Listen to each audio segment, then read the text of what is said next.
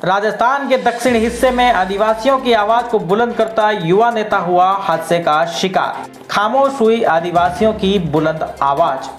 2023 विधानसभा चुनाव की सियासी आसमान में बढ़ती गर्मी के बीच तमाम सारी राजनीतिक पार्टियां अपने सियासी समीकरण को साधने में लगी हुई है।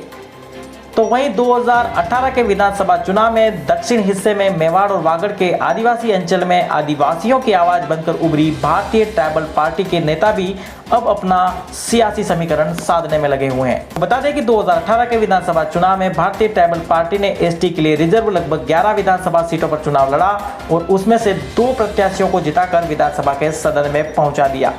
उसके बाद आदिवासियों की आवाज तेज होकर उभरने लगी। 2018 में अस्तित्व में आए भारतीय ट्राइबल पार्टी के बीच में खबर आई कि आदिवासी संगठनों और भारतीय ट्राइबल पार्टी के बीच कुछ अनबन चल रही है।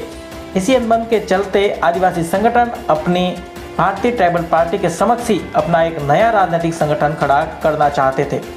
भारतीय आदिवासी पार्टी नाम से एक राजनीतिक संगठन बनाकर उसका चुनाव आयोग में रजिस्ट्रेशन कराने के लिए 2019 में डूंगरपुर बांसवाड़ा सीट से चुनाव लड़ चुके कांतिभाई रोत, झाड़ोल विधानसभा सीट से पंचायत समिति सदस्य जगदीश पांडोर 2 और अन्य साथियों के साथ दिल्ली गए। दिल्ली में चुनाव आयोग में अपने पंजीकरण की प्रक्रिया को पूरी करने के बाद जब वो वापस उदयपुर लौट रहे थे तो जयपुर के पास बगरू में सुबह उनका सड़क दुर्घटना में उनकी गाड़ी क्षतिग्रस्त हो गई। दुर्घटना इतनी भयंकर थी कि आदिवासी युवा नेता जगदीश पांडोर की उसमें मृत्यु हो गई और सांसदी का चुनाव लड़ चुके कांतिभाई रोत गंभीर रूप से घायल हो गए। घायलों का जयपुर एसएमएस अस्पताल में इलाज चल रहा है। जगदीश पांडोर के मौत की खबर जैसे ही आदिवासी अंचल में फैली, लोगों के बीच शोक की लहर छा गई। आपको बता दें कि जगदीश झाड़ोल विधानसभा सीट में पंचायत समिति सदस्य भी हैं और झाड़ोल विधानसभा सीट पर आदिवासियों की आवाज को बुलंद करने वाला युवा नेता थे। 2023 के विधानसभा चुनाव में झाड़ोल विधानसभा सीट से विधायकी चुनाव लड़ने की तैयारी कर रहे थे। आपको बता दें कि वो एक पढ़े लिखे नौजवान युवा थे और आदिवासियों की आवाज को हमेशा बुलंद करते थे। कहीं पुलिस प्रशासन का मुकदमा हो या फिर कहीं सामाजिक कार्यक्रम हो, जगदीश पांडोर की सक्रियता हमेशा नजर आती थी। किसी भी विवाद को निपटारा करने में भी जगदीश पांडोर अहम भूमिका निभाते थे। जगदीश पांडोर कांतिभाई रोत के साथ दिल्ली में अपने चुनाव आयोग में बीएपी भारतीय आदिवासी पार्टी के संगठन का चुनाव पंजीयन कराने गए थे और आज रास्ते में लौटते वक्त सड़क दुर्घटना में उनकी मौत हो गई। शनिवार को उनके अंतिम संस्कार उनके पैतृक गाँव आमलिया में किया गया।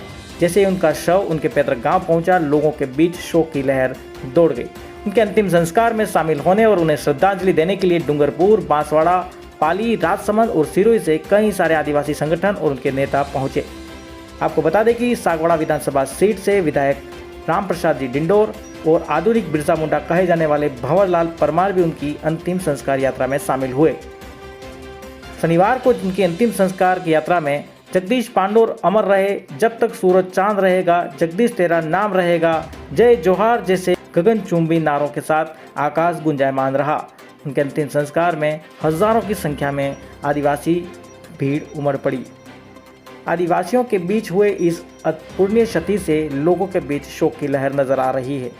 आदिवासियों की बुलंद आवाज करता युवा नेता को खोने से तमाम सारे आदिवासी नेताओं के बीच भी मायूसी छाई रही।